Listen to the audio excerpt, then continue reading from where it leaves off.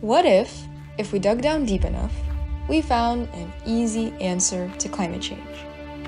One cause, one solution, one person who could fix it all for us.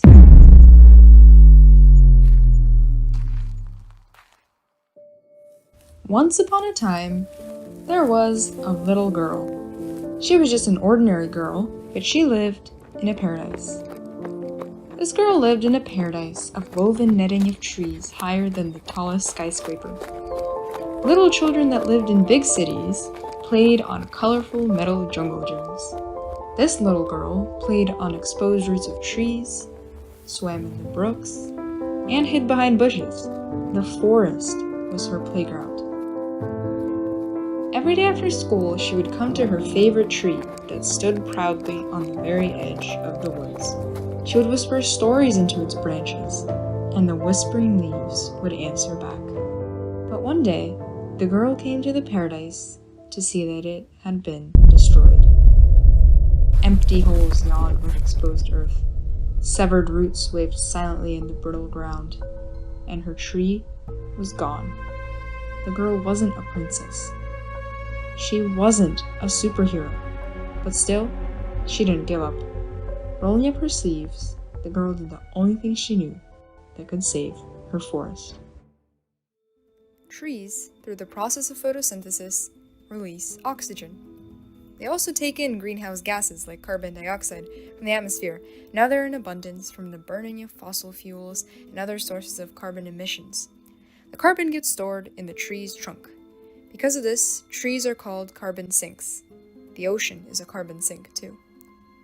Many of us have heard of the effects of having too much carbon dioxide in our atmosphere. A greenhouse gas, carbon dioxide traps heat and, thus, warms our planet. It is also carried down by rain into another vulnerable place, the ocean. Luckily, a typical tree can absorb up to 48 pounds of carbon dioxide a year.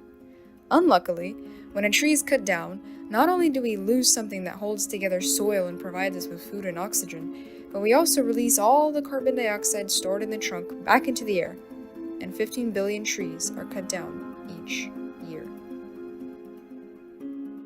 There once was a little girl who planted a tree.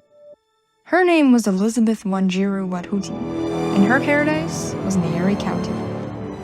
Elizabeth planted a tree, but her story doesn't end there. The no longer little girl formed the Green Generation Initiative and organized the planting of over 30,000 trees. Elizabeth played in forests and rivers. Her students are not able to. But maybe the trees that they've planted will grow into a new forest, ready to share its whispering leaves and rustling branches with all those who care to listen. And as Elizabeth's students are inspired, they inspire others. It isn't a single link chain. It's a web. But there isn't one lone brave hero to save us. However, there are thousands of actions and even more outcomes. Ones we have to not dig deep for, but dig purposefully for. There is no one hero, because there are many heroes, with each of them an infinite number of possibilities. And, most importantly, even more stories.